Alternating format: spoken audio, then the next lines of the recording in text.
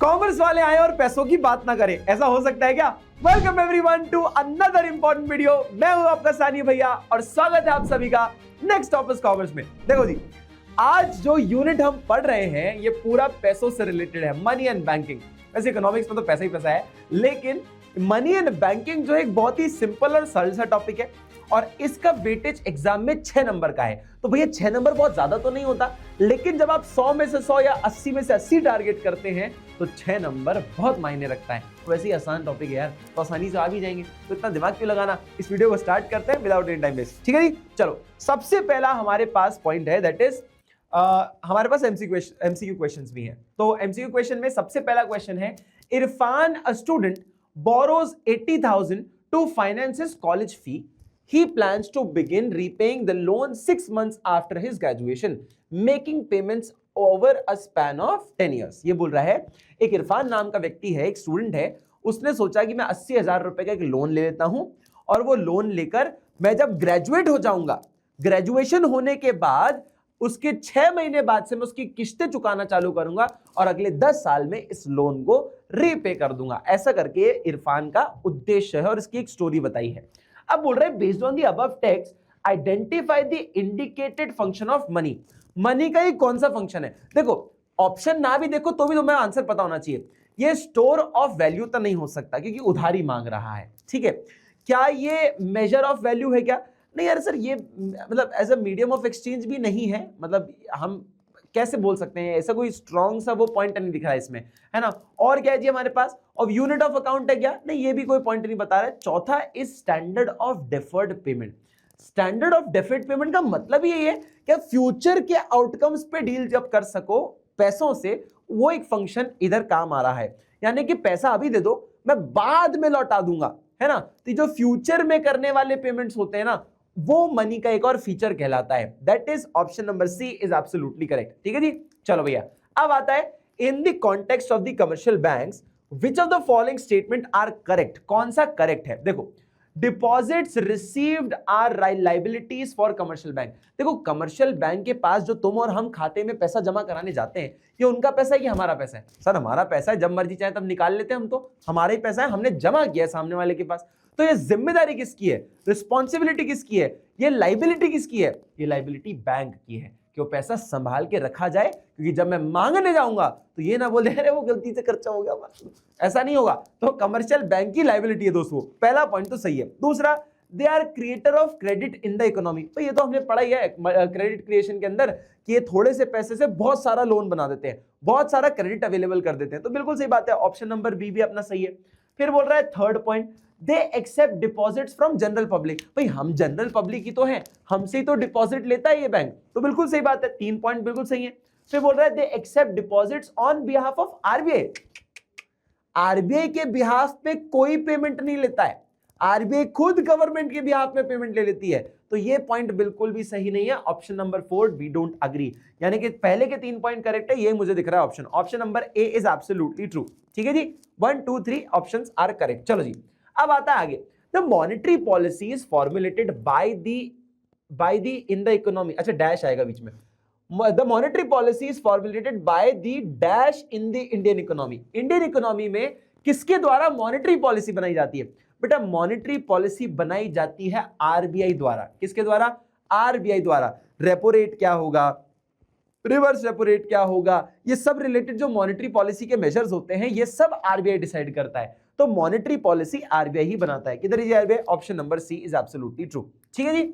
चलो, अब आता है, as the banker to the bank, Reserve bank of India performs all the function except. मतलब सरकार का बैंक बैंकों का बैंक होने का काम करती है आरबीआई, लेकिन कौन से फंक्शंस में से एक फंक्शन वो नहीं करती? देखो, सबसे पहला पॉइंट पढ़ते हैं, purchase and sale of securities on behalf of general public. एक सेकेंड, जनरल पब्लिक के बिहाफ पे अपनी सिक्योरिटीज को सेल और बाय करती है, तो गवर्नमेंट की बिहाफ पे करती है ना, है ना। जनरल पब्लिक को तो सेल और परचेज किया जाता है सिक्योरिटी, उनके बिहाफ पे थोड़ी करती है, ये तो गलत बात है।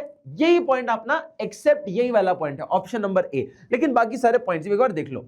Maintaining current account for commercial bank. हाँ भैया, करंट अकाउंट ये मेंटेन करती है। जो सरकार, जो कमर्शियल बैंक से सीआरआर, कैश रिजर्व रेशियो रखा जाता है आरबीआई द्वारा, वो कहां रखा जाता है? वो करंट अकाउंट में रखा जाता है आरबीआई के। ठीक है, कि कभी भी पैसा निकाला जा सकता है, कभी पैसा डाला जा सकता है, ऐसा एक अकाउंट बनाता है आरबीआई कमर्शियल बैंक्स के लिए। तो जो कमर्शियल बैंक से सीआरआर मेंटेन करना पड़ता है आरबीआई को, वो करंट अकाउंट में किया जाता है। बिल्कुल सही बात है जी।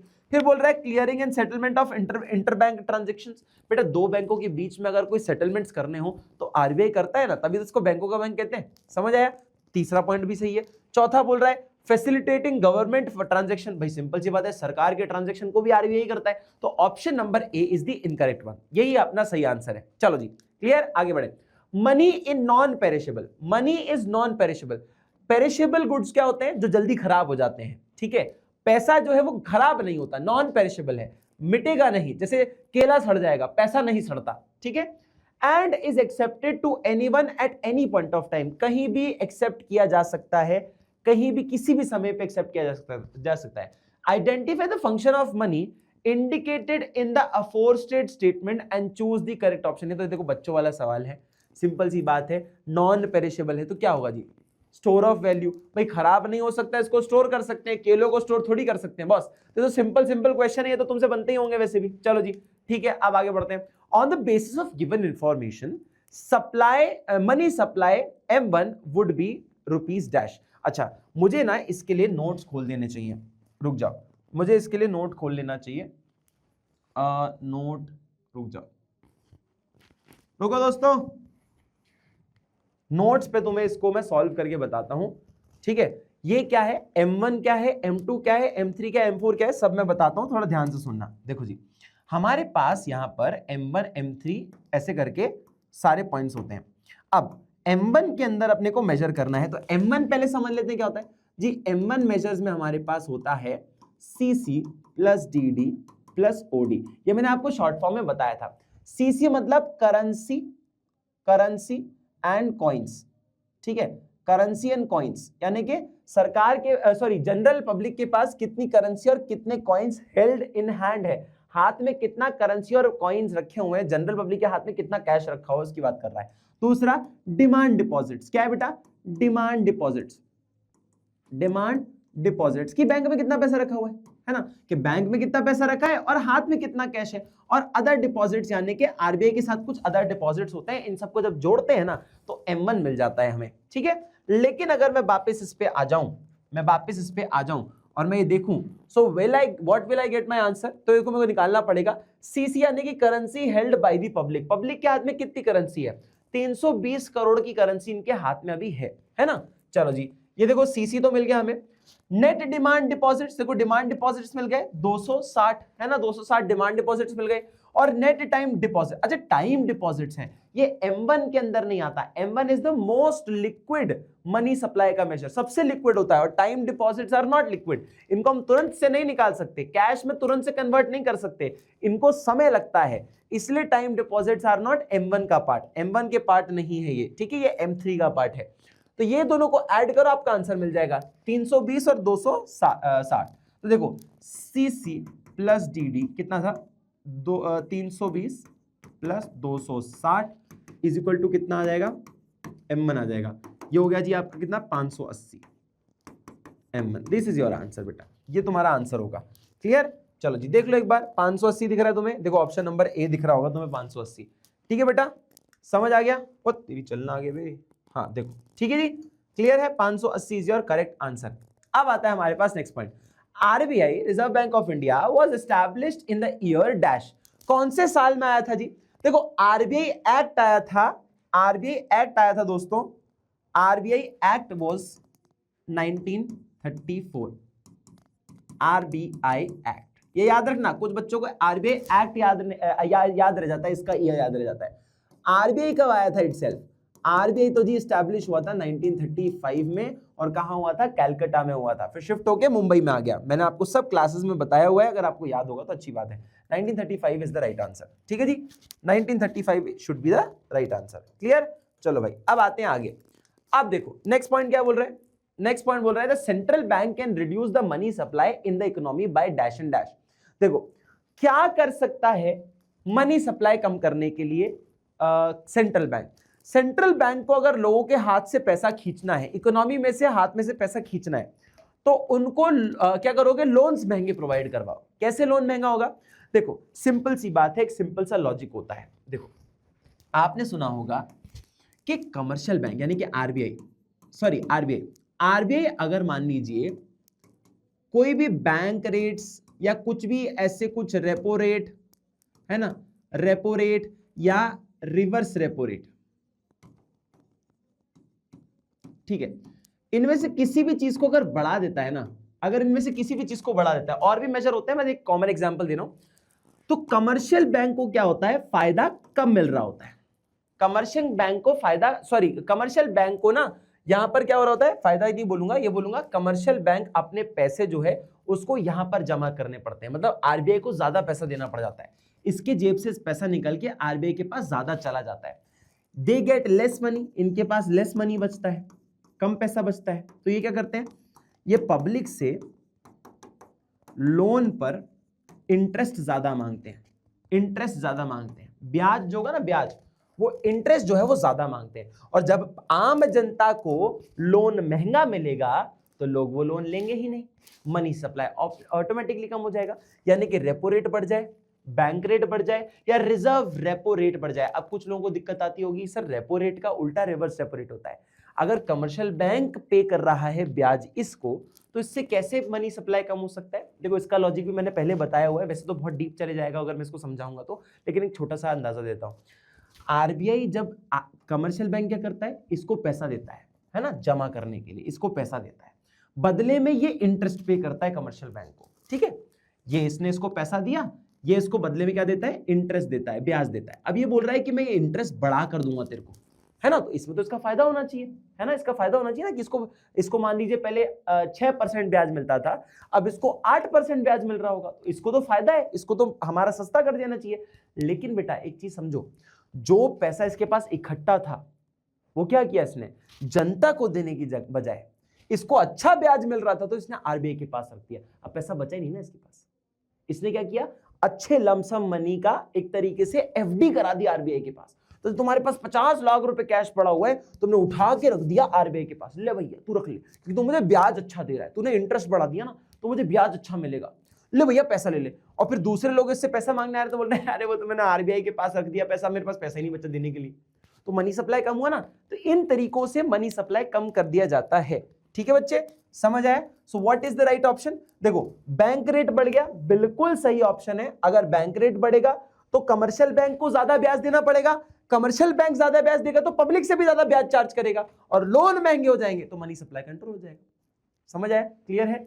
डिक्रीजिंग कैश रिजर्व रेशियो, नहीं ये नहीं होगा, रिजर्व्स अगर आपने कम कर दिए तो बैंक के पास पैसा ज्यादा आएगा, लोगों को लोन ज्यादा देगा बैंक, तो ये वाला ऑप्शन बिल्कुल सही नहीं है। बैंक रेट कम कर देना तो इसका ऑपोजिट है, भैया ये करेक्ट ऑप्शन है, तो ये नहीं होगा। दूसरी बात, बाइंग गवर्नमेंट सिक्योरिटीज, बेटा जब सरकार सिक्योरिटी खरीदती है तो बदले में पैसा दे देती है इकोनॉमी में, और पैसा दे देगी तो मनी सप्लाई बढ़ जाएगा, which is not the appropriate answer. Option number A should be the correct point, ठीक है। मेरे ख्याल से जब तुमने वन शॉट्स देखे होंगे, सब कुछ पढ़ा होगा क्लासेस में, तो लॉजिक तुम लगा पा रहे होगे, ठीक है। चलो अब आगे बढ़ते हैं। देखो, identify the incorrect feature of the money supply in the economy. Economy में इनकरेक्ट फीचर आपको फाइंड आउट करना है। तो देखो, it is measured during a period of time. बेटा money supply is a stock concept. Stock concept मतलब अभी लोगों के हाथ में कितना पैसा है, अभी at the particular point of time, अभी के अभी बताओ जनता के पास कितना पैसा है, इकोनॉमी में अभी करंटली कितना पैसा है, उसे हम पीरियड ऑफ टाइम नहीं, पर्टिकुलर पॉइंट ऑफ टाइम पे मेजर करते हैं। तो ये एब्सोल्युटली इनकरेक्ट ऑप्शन है। देखो क्या पूछ रहे हैं, इनकरेक्ट फीचर्स को बताना है हमें, तो पहला वाला पॉइंट तो आंसर है हमारा। दूसरा point, it include stock of money held by the government of nation. Money supply में कभी भी हम सरकार का पैसा नहीं जोड़ते, अदर आरबीआई के अदर डिपॉजिट्स को जोड़ते हैं, पर वो सरकार का पैसा नहीं होता है, ठीक है। Other deposits with RBI is different thing, और सरकार का पैसा इज अ डिफरेंट थिंग। हम सरकार के पैसे को मनी सप्लाई में इंक्लूड नहीं करते, इसलिए currency held by the public बोलते हैं, demand deposits by the commercial bank बोलते हैं, सरकार का नाम नहीं लेते इसमें हम, ठीक है। सो सेकंड पॉइंट भी बिल्कुल इनकरेक्ट है और इस आंसर के हिसाब से इसका पॉइंट सही होना चाहिए। It always represents the currency held with central bank of the nation. ना ना ना, क्या बोला मैंने?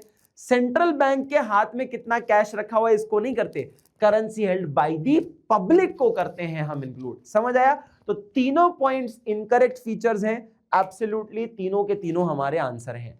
ये देखो कहां होगा, ओनली 1, ओनली 2 एंड 3, ओनली 1 2 और only 1 2 3। Option number D should be the right answer. ठीक है, समझ आ गया? हमें इनकरेक्ट फीचर देखना था इसलिए तीनों इनकरेक्ट है। समझ आ गया जी? चलो आगे बढ़ते हैं। The statutory requirement of the reserve ratio acts as a limit to amount credit that banks can create.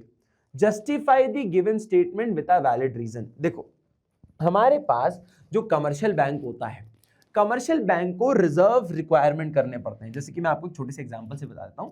देखो हमारे पास होता है नेट डिमांड टाइम लाइबिलिटीज, यानी कि मान लीजिए एक बैंक के पास टोटल डिपॉजिट 100 करोड़ रुपए आए, है ना। नेट टाइम डिमांड लाइबिलिटीज, है ना। Net demand and time liabilities क्या होता है? एनडीटीएल होता है। एनडीटीएल क्या करता है? एनडीटीएल का मतलब होता है कि कमर्शियल बैंक्स के पास टोटल कितना पैसा आया है ना। तो मान लीजिए 100 करोड़ रुपए इनके पास है रखे हुए। अब इसमें से क्या करना पड़ता है? आपको डिपॉजिट्स में से कुछ रिजर्व्स मेंटेन करने पड़ते हैं, ठीक है, जिसे हम एलआरआर भी कहते हैं, लीगल रिजर्व रिक्वायरमेंट्स। ठीक है, अब ये कहता ये है कि इसका जितना भी परसेंटेज होगा वो ये डिसाइड करेगा कि जनता को कितना पैसा लोन में मिलने वाला है। मतलब इकोनॉमी में कितना लोन अवेलेबल होगा वो इसके परसेंटेज पर डिपेंड करता है। जैसे कि मैं बोल दूं भैया सिर्फ 10% ही रिक्वायरमेंट्स हैं, 10% ही रिक्वायरमेंट है, यानी कि 10 करोड़ जो है वो इसमें से माइनस करो, 90 करोड़ लोन चला जाएगा। 90 करोड़ क्या होगा? लोन हो जाएगा। 90 करोड़ लोन जो है कहां बटेगा? इकोनॉमी में बट जाएगा। ठीक है, और ये क्या हुआ? ये 10 करोड़ कहां चला जाएगा? लीगल रिजर्व रिक्वायरमेंट में चला जाएगा। मतलब आपने रिजर्व्स मेंटेन करके रखे हैं। ठीक है, इसी के दो पार्ट होते हैं, एसएलआर और सीआरआर, उन दोनों को मिलाकर एलआरआर बनता है। ठीक है, अब मान लीजिए इसका एक ऑपोजिट एग्जांपल ले लेता हूं कि 100 करोड़ फिर से डिपॉजिट थे, लेकिन अब एलआरआर का जो लिमिट है ना वो है 35%। कितना? 35%। अब मेरी बात को ध्यान से सुनना, इससे क्या होगा? 35 करोड़ रुपए चले जाएंगे, तो ये क्या हुआ? ये एलआरआर के अंदर चले गए, और बचा हुआ 65 करोड़ जो होगा ना ये अब लोन पे जाएगा इकोनॉमी में।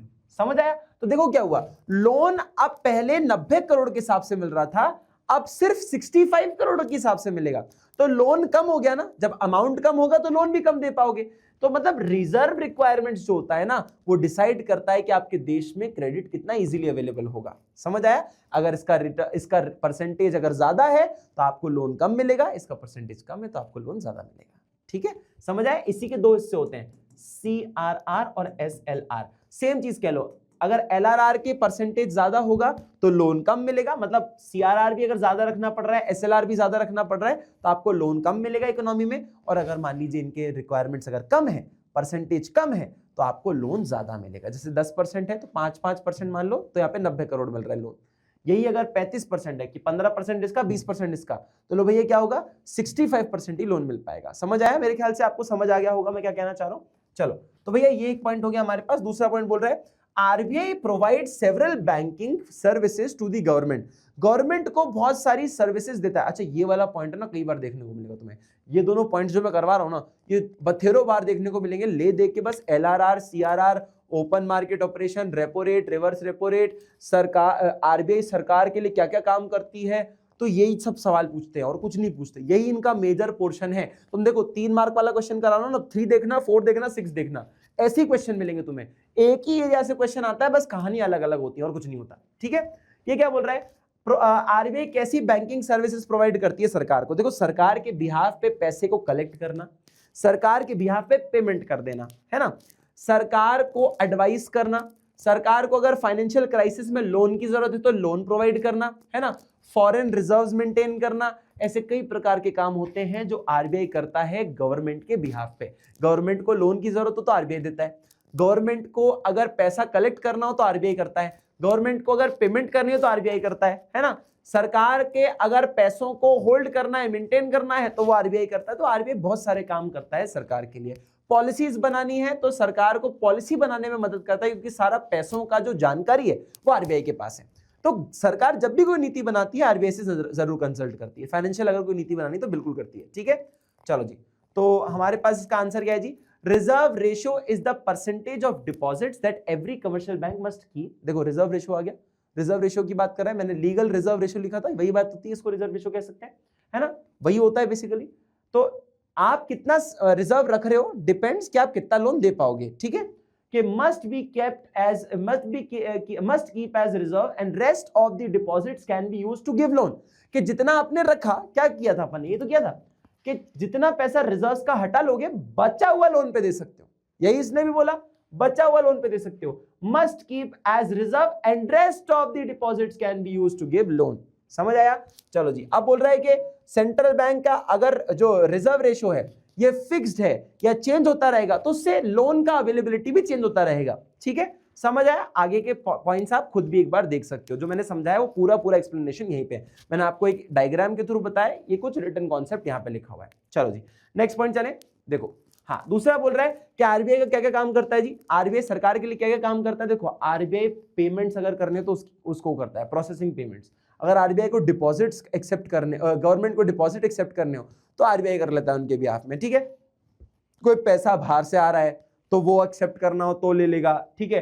फॉरेन एक्सचेंज रिजर्व्स को अगर मेंटेन करना है, कोई अगर गवर्नमेंट के बिहाफ पे अगर कोई ऑपरेशंस करने हैं, है ना, बैंकिंग ऑपरेशन करने हैं तो वो कर देगा। फाइनेंशियल क्राइसिस में लोन की जरूरत होगी तो आरबीआई मदद कर देगा। तो जितने भी मैंने पॉइंट्स बोले सब के सब आरबीआई करता है सरकार के लिए, ठीक है जी। चलो आगे बढ़ते हैं, next question. Elaborate the bankers bank and supervisor function. देखो फिर वही बात आ गई, ले दे के घूम फिर के एक ही बात करता है ये कि आरबीआई का फंक्शन क्या है, सरकार के लिए कैसे काम करता है। देखो बैंकर्स बैंक का मतलब होता है बैंकों का भी बैंक। जैसे बैंक आम जनता के साथ जो एक सिस्टम चलाती है बैंकिंग सिस्टम, वैसा ही संबंध कमर्शियल बैंक और आरबीआई के बीच में है, ठीक है। जैसा हमारा रिलेशन कमर्शियल बैंक्स के साथ है वैसे रिलेशन कमर्शियल बैंक्स का आरबीआई के साथ है कि अगर कमर्शियल बैंक को पैसे की जरूरत पड़ेगी तो कौन देगा, आरबीआई देगा। कमर्शियल बैंक को कितना अपने अगर आपको कमर्शियल बैंक खोलना है कि मैं कल से अपना एक बैंक खोलना चाहता हूं तो आरबीआई की परमिशन लगेगी, ठीक है। सुपरवाइजर फंक्शन बता रहा हूं, सुपरवाइजर फंक्शन और बैंकर बैंक दोनों बता देता हूं। पहले बैंकर्स बैंक बना देता हूं। देखो अगर आरबीआई को पैसे कमर्शियल बैंक को पैसे की जरूरत पड़ेगी तो कौन देगा पैसा कौन देगा, वो बैंक देगा, आरबीआई दे देगा। अगर कमर्शियल बैंक को कोई डिपॉजिट रखने हो, पैसा जमा करना हो तो किसके पास जमा कर सकता है, वो तो खुद बैंक है तो वो आरबीआई के पास जमा कर सकता है, ठीक है। तो ऐसे जितने भी बैंक वाले फंक्शन होते हैं ना वो सारे बैंक वाले फंक्शन बैंकर्स बैंक यानी कि आरबीआई करता है बैंकों के साथ।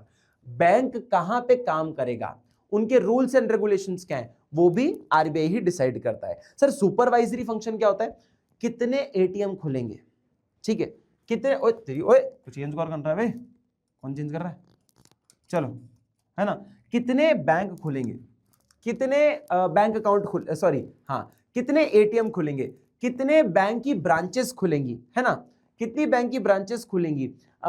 ये जो आपने सुना होगा ना एक आईएफएससी कोड होता है, आईएफएससी कोड होता है ना, जब आप पेमेंट करते हो तो उसमें लिखा रहता है आईएफएससी कोड क्या है, चेकबुक पे भी होता है ना, पासबुक पे भी होता है आईएफएससी कोड। तो आईएफएससी कोड क्या होता है, ये एक ऐसा कोड होता है जो कि इंश्योर करता है कि जिस बंदे को पैसा भेज रहा हूं ये उसी के खाते में पैसा जाए। तो एक सिक्योरिटी कोड टाइप होता है कि आईएफएससी कोड क्या होता है, हर एक बैंक की अपनी एक ब्रांच का कोड होता है कि हाँ भैया सानिध्य सर के, भोपाल के, फलाने एरिया के, उसके एचडीएफसी के बैंक की उसी ब्रांच के उसी अकाउंट में पैसा जाएगा। ये आईएफएससी कोड इंश्योर करता है। और ये लाया कौन, ये देता कौन है, ये भी आरबीआई देता है। तो आरबीआई ये सारी चीजें मेंटेन करता है, यूपीआई से लेके सारे ट्रांजैक्शन से लेके हर एक चीज के रूल्स एंड रेगुलेशन से लेके सब जगह से अपनी नजर गड़ाए रखता है, क्योंकि पैसों का मामला है दोस्त, लोगों के साथ धोखाधड़ी नहीं होनी चाहिए। तो ये एक बेसिक फंक्शन होता है, तो इसके बारे में तुम यहां पर एक बार रीड जरूर कर सकते हो, ठीक है। कि देखो एक्सपेंशन करना हो ब्रांच का, लाइसेंस लेना हो, बैंक खोलना हो तो क्या करना पड़ेगा, है ना, ये सब सुपरवाइजरी फंक्शन में आता है, ठीक है।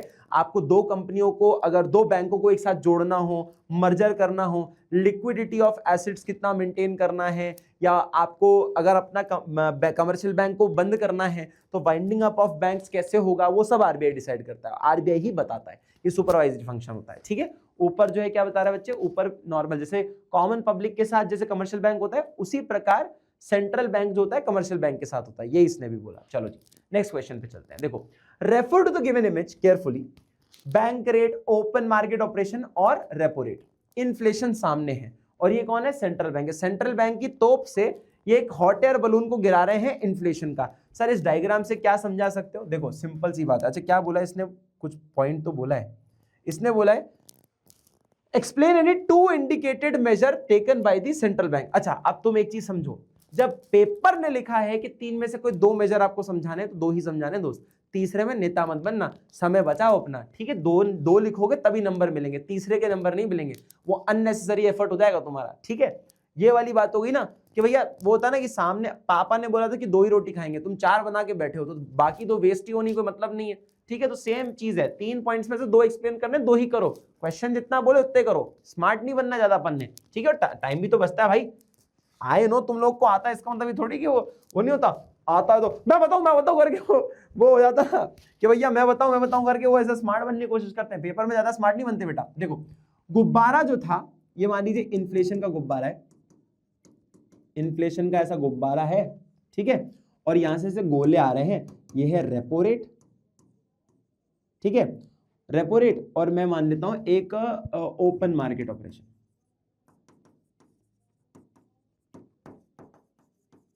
ठीक है? ये क्या है? ओपन मार्केट ऑपरेशन, दोनों को समझाता हूं। देखो, और ये तोप है आपकी, ये तोप है जी, है ना, ठीक है? तोप है, इधर से ऐसे गोलियां जा रही हैं, ठीक है? अब मेरी बात को समझो, तोप कौन चला रहा है? आरबीआई चला रहा है। अब मेरी बात को समझना, कहने का मतलब क्या है इनका? सिंपल सी बात है, इन्फ्लेशन का मतलब क्या होता है? सर महंगाई का बढ़ जाना। महंगाई के अंदर होता क्या है? एक बेसिक जनरल चीज होती है, महंगाई का मतलब ये होता है कि सामान की जनरल प्राइस लेवल्स जो होता है ना, कि किराने का सामान, रोजमर्रा की चीजें होती हैं, ये अचानक से महंगी हो जाती है। कैसे महंगी होती है? क्योंकि आप मान लीजिए एक दुकान है, दुकान पे अगर एक बॉटल तेल की अगर 100 रुपए की आती है और आपके पास से 10 बॉटलें हैं, लेकिन दुकान के बाहर 100 लोग खड़े हुए हैं और बोल रहे हैं मुझे 100 रुपए, सबके पास 100 रुपए, और बोल रहे हैं भैया 100 रुपए है मेरे पास, 100 रुपए है, मुझे बॉटल दे दो। अब आपको डिसाइड करना पड़ेगा ना, 100 लोगों में से 10 बॉटल हैं, तो मैं 10 बॉटल किस किस को दूं? तो आप क्या करोगे ऐसे दुकानदार? भाई अगर मेरे प्रोडक्ट की इतनी डिमांड है तो एक काम करो, मैं इस प्रोडक्ट को 150 का कर देता हूं। अब कितने लोग लेंगे? तो बहुत सारे लोगों के पास 150 रुपए होंगे नहीं, उनके पास 100 ही होंगे, तो कुछ लोग बचेंगे जो सिर्फ 150 रुपए खर्च कर पाएंगे इस बॉटल के लिए। अब इसका मतलब क्या है? ये 100 से 150 हो गई, यानी कि महंगाई हो गई। जब हर एक आदमी के पास पैसा होता है, हर एक आदमी खर्च करने योग्य है, तो नॉर्मल चीजों की प्राइसेस बढ़ जाती हैं और इसे ही महंगाई कहते हैं। तो अब करना क्या पड़ेगा सबके पास इसको कंट्रोल करने के लिए? सबके हाथ से पैसा छीन लो, इनकी परचेसिंग पावर कम कर दो। ये महंगाई बढ़ी कैसे? सबके हाथ में पैसा, इसलिए इनके हाथ से पैसा छीन लो, अपना महंगाई कंट्रोल हो जाएगी। कैसे खींचेंगे पैसा? मनी सप्लाई कैसे कम करेंगे? दोस्त मैंने अभी थोड़ी देर पहले बताया था, रेपो रेट का मतलब होता है कमर्शियल बैंक आरबीआई को जो इंटरेस्ट पे करता है, इंटरेस्ट पे करता है उसे हम रेपो रेट कहते हैं, ठीक है? जो ब्याज पे करता है लोन के बदले, लोन के बदले जो इंटरेस्ट पे करता है उसे हम रेपो रेट कहते हैं।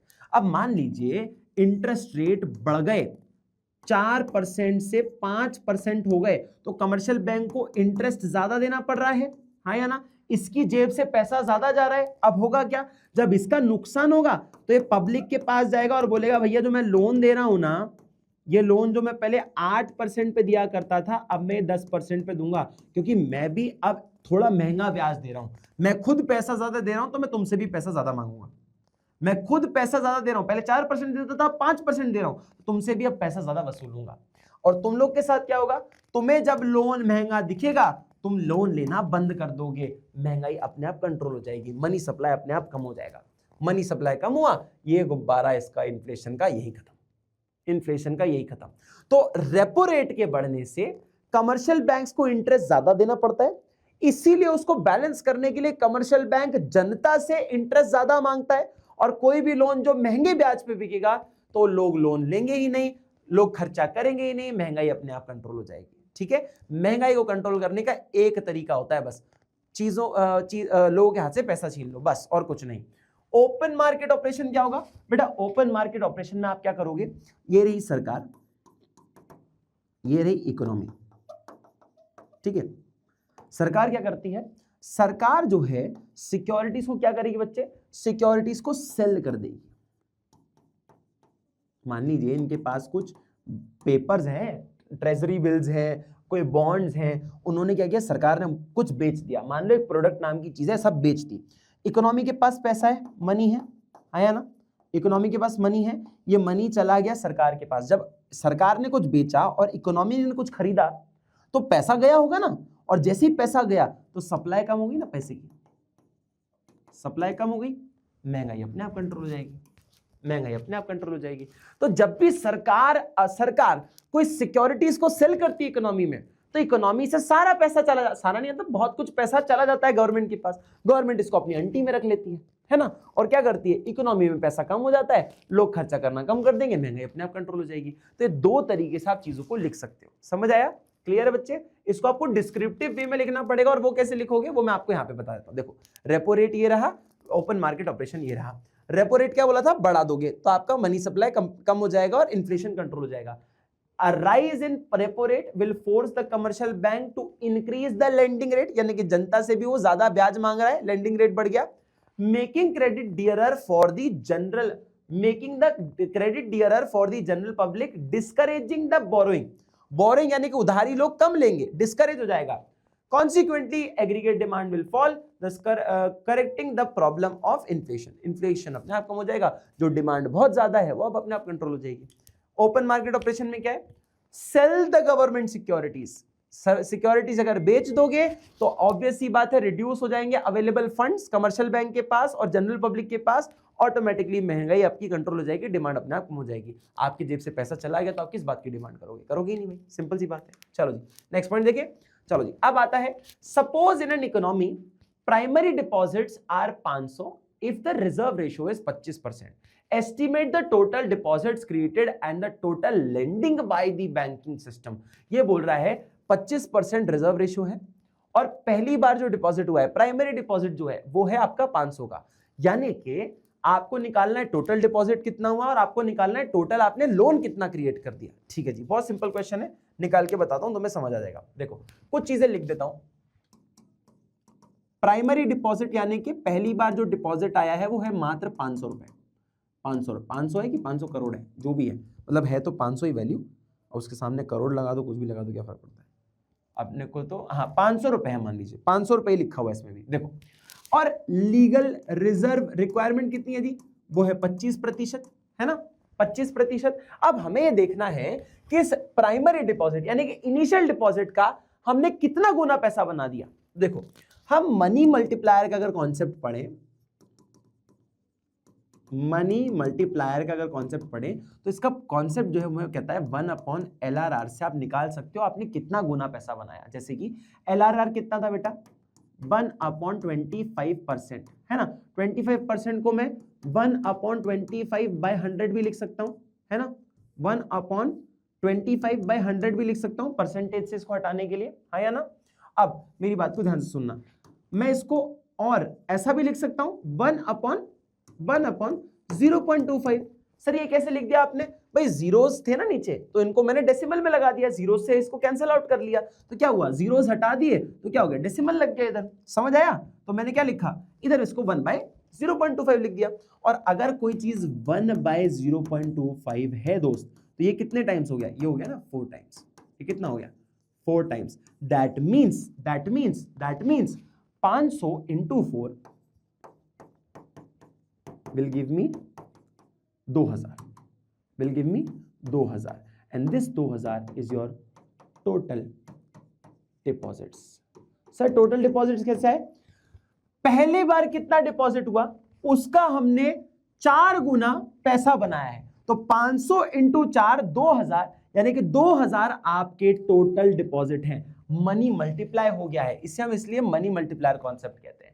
हमने 4 गुना पैसा बनाया इनिशियल डिपॉजिट का, इनिशियल डिपॉजिट 500, 4 गुना पैसा, 500 का 4 गुना इस 2000 टोटल डिपॉजिट। ठीक है, अब ये तो हो गया टोटल डिपॉजिट। इसने बोला आपने टोटल लोन कितना दिया वो भी बताओ।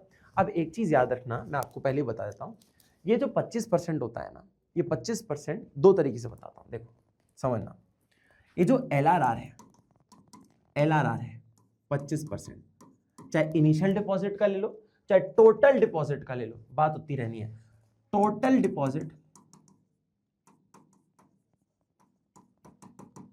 का 25% is your LRR, is your LRR, ठीक है। टोटल डिपॉजिट कितना है उसका 25% अगर निकाल दूंगा तो मेरा LRR आ जाएगा, ठीक है। जैसे कि 2000 का 25% इस क्या होगा भाई, सिंपल सी बात है 500 होगा, यही तो है LRR, है ना। टोटल आपके रिजर्व्स कितने हैं, 500 है, ठीक है। अब टोटल डिपॉजिट्स में से दो ही चीजें होती हैं। डिपॉजिट्स में से क्या होता है, टोटल डिपॉजिट्स में से मैंने अगर LRR यानी कि रिजर्व्स अगर हटा दिए तो बचेगा ना, वो आपका लोन होगा, कि देखो क्या बोला था मैंने, थोड़ी देर पहले मैंने समझाया था, बोला था मैंने कि आपके पास जो टोटल डिपॉजिट है उसमें से जैसे ही मैंने रिजर्व्स हटा दिए तो जो भी बचता है वो लोन में जाता है, यही बोला था ना। तो यहां पे भी क्या बोल रहा हूं, यही तो बोल रहा हूं, टोटल डिपॉजिट्स में से अगर मैंने कुछ रिजर्व रेशियोज हटा दिए, कुछ रिक्वायरमेंट हटा दी, तो जो भी बचेगा वो सीधा लोन में जाएगा। तो टोटल डिपॉजिट कितने हैं, 2000 माइनस आपका रिजर्व्स कितने हैं, 500, क्या होगा जी, आपका इधर आंसर आ जाएगा 1500। ये आपका टोटल लेंडिंग है, ये आपकी टोटल लेंडिंग। क्या आप कितना टोटल उधार दे सकते हो जी, आप 1500 का उधार दे सकते हो, ठीक है, समझ आ गया। तो ये आपका आंसर यहां पर कंप्लीट होता है। ऑल्सो एक और इसकी शॉर्ट ट्रिक बता देता हूं, जो प्राइमरी डिपॉजिट होता है ना, डिपॉजिट्स होता है ना, is equal to total reserves. ये याद रखना कि जितना टोटल रिजर्व है उतना ही दोस्त प्राइमरी डिपॉजिट होता है, इनिशियल डिपॉजिट होता है, कि पहली बार जितना पैसा आता है ना उतने ही हम रिजर्व्स मेंटेन करके रखते हैं। LRR 500 दोस्त, तो देखो 500 आए थे, 500 ही रिजर्व्स हैं, सही बात है कि नहीं। तो 500 रुपए आए थे और 500 ही रुपए आपके रिजर्व्स भी हैं। ये आप कॉन्सेप्ट एक बार वन शॉट में देख लेना अगर नहीं याद हो तो, ठीक है, होगा याद अगर आपने देखा होगा या क्लास में पढ़ा होगा तो, ठीक है जी। चलो अब देखो दूसरा पॉइंट देखते हैं, ये समझ आ गया, इसको बस पिरोना आना चाहिए। देख लो इसको कैसे लिखना है, ये देखो ये हो गया 25% कितना, 500 का 4 टाइम्स हो गया, कितना हो गया जी, 2000 हो गया। टोटल डिपॉजिट 2000, फिर देखो total lending, total deposits minus primary deposit यानी कि LRR ले लो, माइनस जो 1500 बचा ये आपका टोटल लेंडिंग आ गया, ठीक है, कितना आप लोग लोन दोगे, है ना। चलो जी अब आता है, justify the following statement with valid argument, money supply in economy is an example of stock variable. The central bank provides several banking services to the government. देखो फिर से सेम पॉइंट आ गया, सेंट्रल बैंक सरकार को क्या banking services देती है, फिर से वही पॉइंट आ गया, ठीक है। अब एक चीज बोल रहा है, money supply in an economy is an example of stock variable. ये स्टॉक वेरिएबल का एग्जांपल कैसे है, ध्यान से सुनना। हम अभी जनता के हाथ में कितना पैसा है इसको कैलकुलेट करते हैं, अभी बैंक में कितना पैसा रखा हुआ है हम इसको कैलकुलेट करते हैं। क्यों, money supply is measured at a particular point of time, not over a period of time. एक समय के अंतराल में मेजर नहीं, आज के आज इसी वक्त मेजर होता है, इसीलिए ये एक स्टॉक वेरिएबल है, नॉट अ फ्लो वेरिएबल जो कि over a period of time होता है। क्लियर है, तो पहला आंसर तो क्लियर हुआ। दूसरा बोल रहा है जी, central bank provide several banking services. ये कौन सी बैंकिंग सर्विसेज है जी, जो सेंट्रल गवर्नमेंट देता है गवर्नमेंट को। तो देखो सेंट्रल बैंक देता है गवर्नमेंट को, सिंपल सी बात है जो अभी मैंने डिस्कस किया, अगर पैसा लेना हो सरकार को, गवर्नमेंट को, तो RBI एक्सेप्ट कर लेता है, अगर कोई पेमेंट करनी हो तो RBI कर देता है, ठीक है। फॉरेन रिजर्व्स को मेंटेन करना हो तो RBI मेंटेन करके देता है, ठीक है। कोई पॉलिसीज बनानी हो तो RBI बना कर देता है, ठीक है। अगर बैंक सरकार को लोन की जरूरत हो तो RBI करके देता है, तो ले दे के वही तो बात आ गई वापस, क्या है वही तो बात आ गई।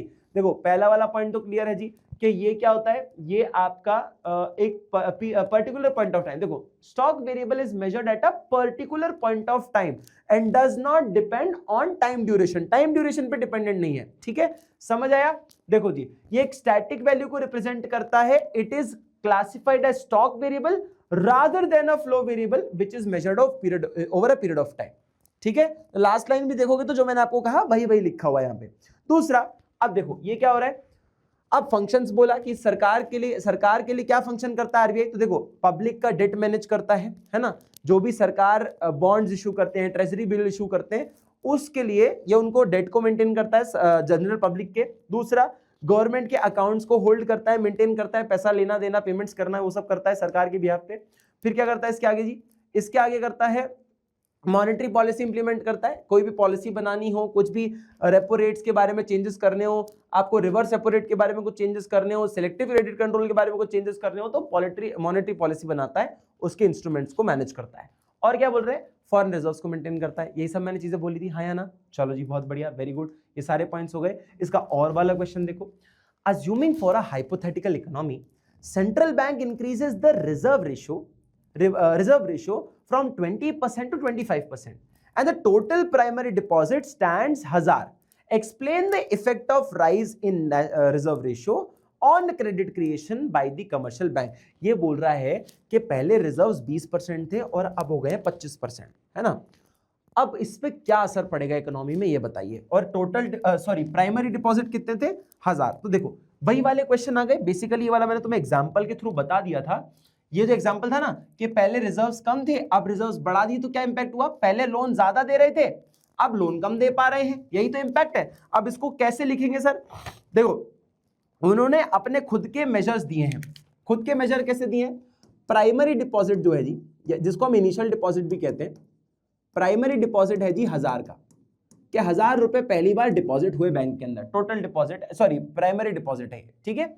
फिर आता है लीगल रिजर्व रिक्वायरमेंट, पहले 20% था, अब कितना हो गया है, अब LRR चेंज होकर हो गया है 25%, यानी कि अब ज्यादा पैसा होल्ड किया जाएगा, ठीक है। अब मुझे एक बात बताइए, इस लॉजिक से, तो देखिए इस लॉजिक से तो बेटा ये इस लॉजिक से मैं अगर मल्टीप्लायर निकालूं तो क्या होगा, इधर आप 20 करोड़ होल्ड कर रहे हो, 20 करोड़ होल्ड कर रहे हो, यहां पे आप 25 करोड़ होल्ड कर रहे हो, है ना। सॉरी न, ये तो टोटल डिपॉजिट्स का होता है, सॉरी नहीं, ऐसे नहीं, इसको अपन मल्टीप्लायर से निकालते हैं। कैसे निकालेंगे, देखो मनी मल्टीप्लायर हमें बताता है 1/LRR, यानी कि 1/20 को मैं 1/0.2 लिख सकता हूँ, 1/20/100 लिखूंगा, उससे 1/0.2 लिख देता हूँ।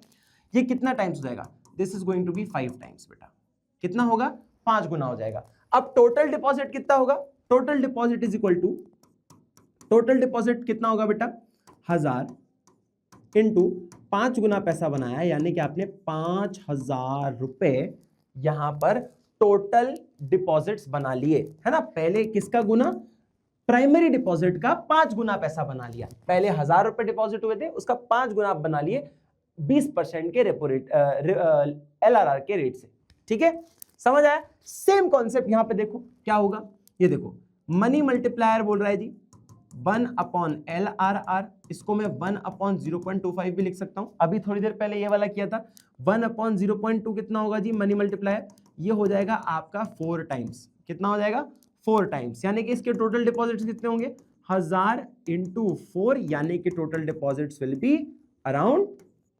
4000, कितना हो जाएगा जी 4000। तो आप एक चीज नोटिस करिए, सिर्फ परसेंटेज चेंज होने से, परसेंटेज बढ़ने से, रिजर्व्स बढ़ने से टोटल डिपॉजिट्स 4000 हो गए हैं, और टोटल डिपॉजिट्स इधर ही परसेंटेज सब कम था, रिजर्व कम था, तो आपके पास 5000 थे, यानी कि 1000 का जो घाटा हो रहा है, ये आपको क्या बता रहा है, ये 1000 का जो घाटा है, 1000 के जो टोटल डिपॉजिट्स कम हो रहे हैं, this will show a change in the economy. क्या चेंज होगा इकोनॉमी में, देखो बताता हूं, आगे इसको थ्योरेटिकली एक्सप्रेस करना पड़ेगा। बेसिकली पहले आपको न्यूमेरिकल तरीके से बताना पड़ेगा, अब क्या होगा, अब इसको थ्योरेटिकली एक्सप्रेस करना पड़ेगा। कैसे, देखो जी मैं इसका प्रेजेंटेशन दिखाता हूं आपको। हाँ देखो, reserve ratio refers to a percentage. पहले तो आप रिजर्व रेशियो बता दो, एक परसेंटेज है जो कि कमर्शियल बैंक को रिक्वायर्ड होता है कि आपको टोटल डिपॉजिट्स में से इसमें रिजर्व मेंटेन करके चलना पड़ेगा, बचा हुआ पैसा आप लोन पर दे सकते हो। अब हुआ क्या, अब आपने देखा कि 20% से 25% चेंज कर दिया गया, means that banks must keep a larger portion. अब आपको 20 करोड़ नहीं, अब आपको ज्यादा, अब कम नहीं, अब आपको ज्यादा पैसा रिजर्व्स में मेंटेन करना पड़ेगा, ठीक है। ये बात अपने को समझ आ गई। This directly affects the credit creation capacity of the bank, कि बैंक की जो क्षमता होगी लोन देने की वो कम हो जाएगी। देखो अब आगे बढ़ो, क्या होगा जी, ये देखो आपके पास ये हो गया जी। देखो आपने देखो 1000 बनाया, 1000 का आप अगर क्रेडिट देखोगे तो कितना आया, आपने देखो 5 गुना पैसा बनाया, 5 गुना पैसा बनाया, टोटल आपने कितना किया, 5000 का क्रेडिट क्रिएशन किया, ठीक है। फिर क्या होगा बच्चे, फिर देखो यहां पर भी देखो कितना हो गया, after the increase at 25% reserve ratio, credit multiplier कितना है जी, 1 बाय 0.2544, यानी कि 4 आया मल्टीप्लायर, तो आपने 1000 का 4000 बनाया, कितना हुआ जी, ये देखो कितना हुआ जी, ये आपको 1000 का एक डिप दिख रहा है। दिस शोज कि आपका with increase in reserve ratios from 20% to 25%, the credit creation falls from 5000 to 4000। अब आप कम बना पा रहे हो 1000, this means commercial bank can lend 1000 रुपए लेस क्रिएट कर पा रहा है, thereby reducing money supply कम हो जाएगा, ये पैसा आप कम प्रोवाइड कर पाएगा। कि देखो इसने ज्यादा पैसा बना ही नहीं पाया, तो ज्यादा पैसा बना ही नहीं पाया तो कैसे ज्यादा पैसा दे पाएगा लोन पे, 1000 पैसा कम बना रहा है ना, मैंने क्या समझाया था, यही तो बोला था कि भैया आप अगर 1000 रुपए कम बना रहे हो अब, तो कम पैसा दे पाओगे, कम पैसा लोन पर दे पाओगे, और लोन पर कम पैसा दोगे तो मनी सप्लाई कम हो जाएगा, मनी सप्लाई कम होगा, महंगाई कम हो जाएगी, इन्फ्लेशनरी प्रेशर्स कंट्रोल हो जाएंगे। समझ आया, क्लियर है। तो महंगाई को कंट्रोल करने का तरीका ये भी होता है, ठीक है, जो मैंने आपको पहले समझा चुका है। चलो जी आगे बढ़ते हैं, फिर आता है अपने पास, हाँ ये 6 मार्क का क्वेश्चन है, एक बार इसको फटाक से देख लो।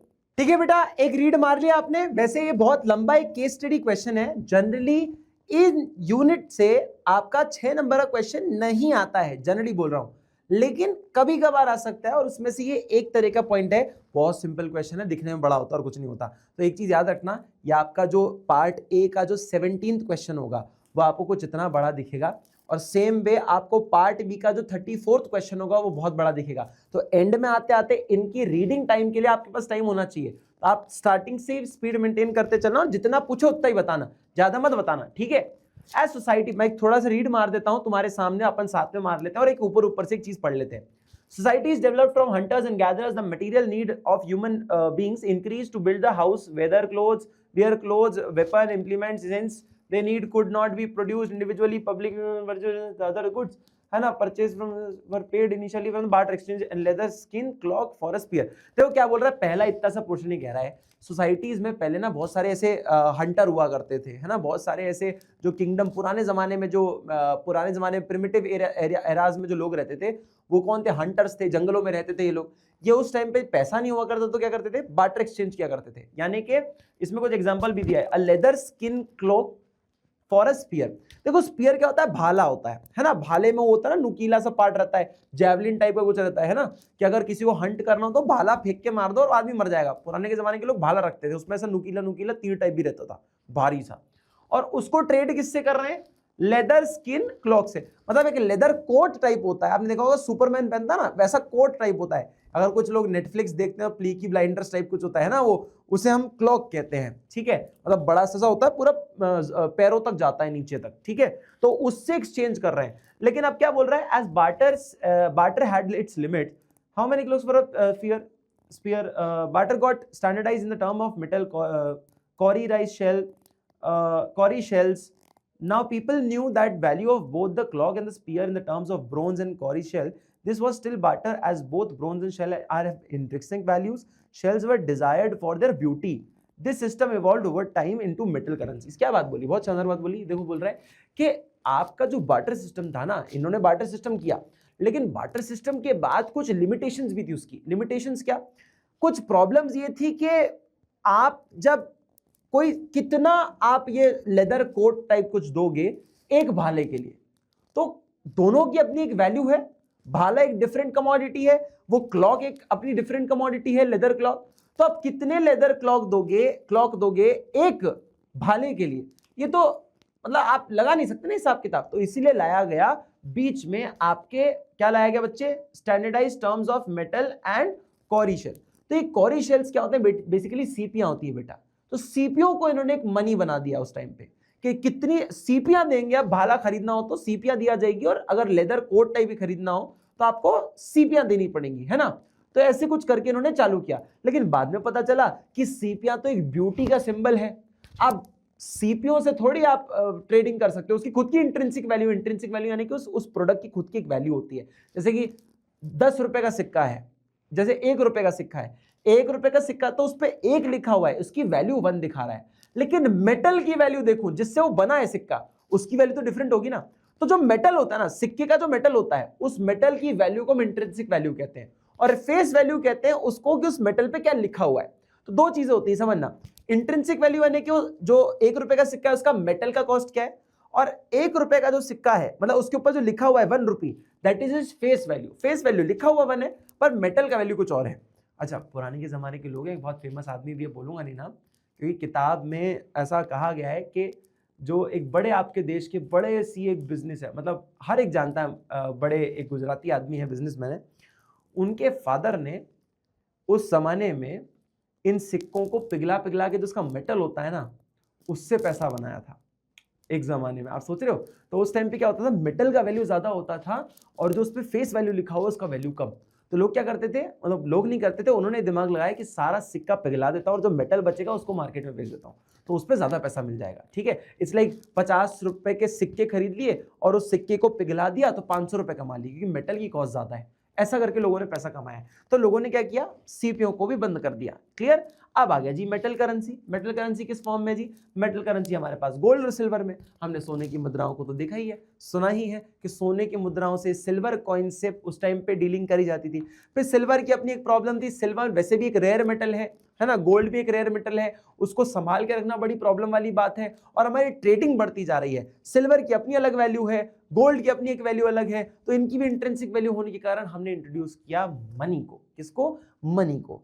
पैसा आया, पैसे को हमने फिर करेंसीज में करेंसीज बना दी, अलग अलग देश की अपनी अपनी करेंसी, इनको पेपर करेंसीज में फॉर्म किया। पेपर करेंसी यानी कि एक स्पेशल टाइप के कॉटन आता है, कॉटन से आप अपना एक पेपर बनाने लग गए और उस पेपर पे आप अपनी करेंसी छापने लग गए। कुछ लोगों ने पॉलीमर का भी इस्तेमाल किया है ना, तो पॉलीमर भी लिखा है क्या यहाँ पे कहीं, पॉलीमर भी लिखा हुआ है क्या कहीं, चलो नहीं लिखा होगा तो कोई बात नहीं। देखो, money has taken the form of either commodities which have intrinsic value. इसकी खुद की एक इंट्रिंसिक वैल्यू थी, कागज की वैल्यू कम थी, लिखा हुआ उस पर फेस वैल्यू ज्यादा होती थी, तो कोई भी कागज बेच के पैसा नहीं बना सकता है ना। Money is usually issued by sovereign, sovereign यानी कि आरबीआई द्वारा इशू किया जाता है, तो इसके ऊपर थोड़ी सी इसकी वो भी होती है, एक ट्रस्ट होता है, जैसे कि आरबीआई की मोहर और गवर्नर के साइन होते हैं, उस पर सिग्नेचर होते हैं, तो इस पर लोग ट्रस्ट भी करते हैं, है ना। फिर क्या हुआ जी, फिर हमें बाद में समझ, अच्छा पॉलीमर लिखा तो है, देखो यहाँ लिखा हुआ है कि मॉडर्न तरीके में हुआ क्या कि नोट करेंसी जो है ना, इससे लोगों ने देखा ब्लैक मनी बहुत जनरेट हो रहा है, लोग अवैध तरीके से काम कर रहे हैं, टैक्स की चोरी कर रहे हैं, तो एक नया फॉर्म आया जिसको कहते हैं डिजिटल करेंसी। डिजिटल करेंसी क्या है जी, डिजिटल करेंसी है, डिजिटल करेंसी का इंट्रोडक्शन हुआ आरबीआई द्वारा। इसका मतलब यह कि अब डिजिटली पैसा ट्रांसफर किया जाएगा, जो सारे काम कैश करता है वही काम पूरे अब डिजिटल करेंसी भी करेगा। किसी को पैसा देना है, लोन चुकाना है, सब काम डिजिटल करेंसी के थ्रू हो सकता है। तो ये भी चीज उन्होंने कही। तो क्या बोल रहा है, RBI of India issued a central bank digital currency, a CBDC in the currency issued by central bank of digital form, in it serves all the purpose of the paper currency. Paper currency के सारे forms को ये पूरा कर देता है। Introduction of CBDC has the potential to provide significant benefits such as reduced dependency on cash, lower transaction cost, reduced settlement risk. Introduction of CBDC would possibly lead to more robust, efficient, trusted, regulated payments option. ये बोल रहा है CBDC यानी कि जो आपका digital currency है ना, ये एक बहुत ही प्यारा मेथड माना गया, क्योंकि इससे जो आप पैसे का जो लेन देन करते, देखो नोट अगर फट जाए तो वापस प्रिंट करना पड़ता है, प्रिंटिंग कॉस्ट महंगी आती है, उसको भी बचा के रखना, कोई लूट ना ले जाए, ऐसा कुछ करना जाए तो उसको सिक्योरिटीज देनी पड़ती है खूब सारी। आप देखोगे ना, जब वो बैंक वाली जो एटीएम की गाड़ी आती है उसमें कितने सारे बॉडीगार्ड वाले से बंदूक वाले होते हैं, ऊपर से उसके साथ जो है उसको स्टोरेज फैसिलिटी, ना जाने क्या क्या, बैंकों को अलग से लॉकर फैसिलिटी बनानी पड़ती है उसको होल्ड करने के लिए, एटीएम में जा जाके पैसा भरना पड़ता है। ये सब चीजों से बच जाता है आदमी जब डिजिटल हो जाता है। ट्रांजेक्शन कॉस्ट कम हो जाती है, रिस्क कम हो जाता है ना, बहुत सारा।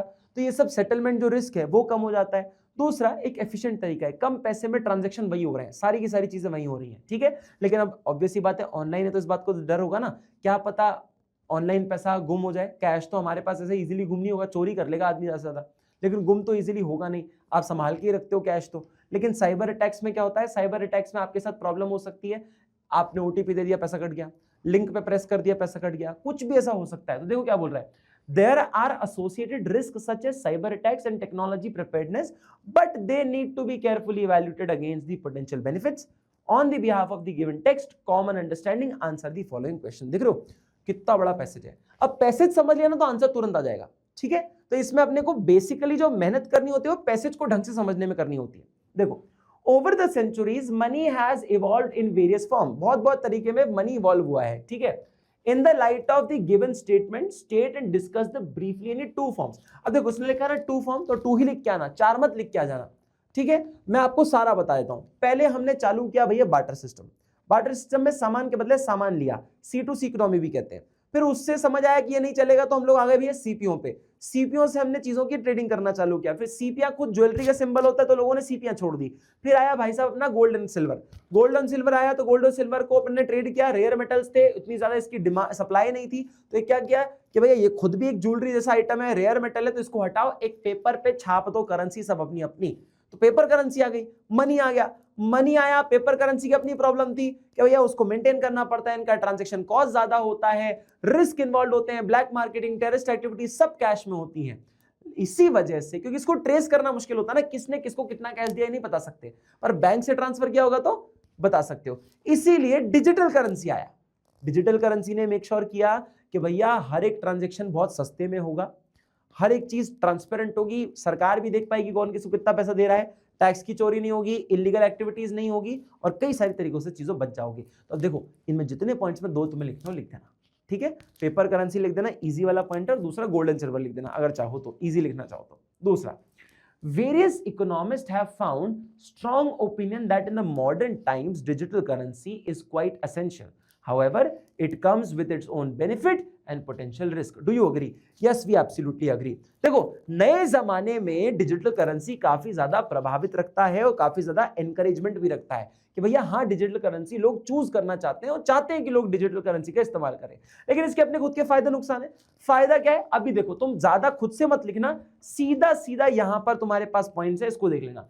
बेनिफिट्स क्या है जी सीबीडीसी के, such as reduce dependency on cash, cash पे डिपेंडेंट नहीं होना पड़ेगा, आप बस फोन ले जाओ, वॉलेट रखने की जरूरत ही नहीं है। सेम चीज बता रहा हूं बेटा, मेरे पास वॉलेट है ही नहीं, मेरा वॉलेट पता नहीं 4 दिन से कहां पड़ा हुआ है मुझे पता ही नहीं है, और लिटरली मिल भी नहीं रहा अब तो, पर एक फोन है, अगर कोई जरूरत होगी तो फोन से पेमेंट कर देंगे।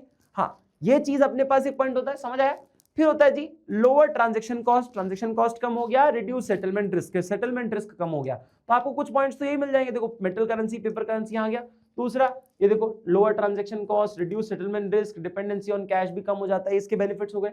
अब इसके नुकसान क्या है जी, इसकी रिस्क क्या है, रिस्क क्या नीचे लिखे होते हैं, साइबर अटैक हो सकता है, टेक्नोलॉजी को प्रिपेयर करना पड़ेगा इन सब चीजों के लिए, और केयरफुली इवैल्यूएट करना पड़ेगा कि कोई भी साइबर अटैक या ऑनलाइन ऐसे फ्रॉड से बचाया जा सके लोगों को, ठीक है। तो ये इसके कुछ प्रॉब्लम्स हैं, कुछ इसकी चीजें हैं जिनके लिए हमें एफिशिएंटली काम करना पड़ेगा और ढंग से इसको सिक्योर बनाना पड़ेगा आम जनता के लिए। तो ये भी अपन ने यहाँ लिख दिया। देखो there are associated risks such as cyber attacks, technology preparedness, but they need to be carefully evaluated against the potential benefits। ठीक है, ये जो लाइंस हमने यहाँ लिखी थी वही आपने यहाँ पे चाप दी। तो 6 नंबर का क्वेश्चन दिखने में बहुत डिफिकल्ट होता है लेकिन होता सबसे सरल है, ठीक है, क्योंकि इसमें से आपको जो अनसीन पैसेज दिया है इसी में से आपको आंसर निकालना है। तो इतना ध्यान रखना, बहुत सिंपल चीजें हैं, बहुत सिंपल तरीके से आंसर आ सकता है, कोई बड़ी बात नहीं है इसके अंदर। आई होप कि आप बहुत अच्छे से अपनी प्रिपरेशन कर रहे हैं, फोकस्ड है, कॉन्फिडेंट है, और 4 बजे सुबह तो मैं आपको मिलूंगा ही एग्जाम वाले दिन। तो थोड़ी सी नींद कुर्बान करना उस दिन, क्योंकि उस दिन जो चीजें मैं तुम्हें बताऊंगा वो तुम्हारी लाइफ चेंज कर देगी। See you everyone very soon, take care, all the very best, और अच्छे से तैयारी करो। Thank you so much everyone.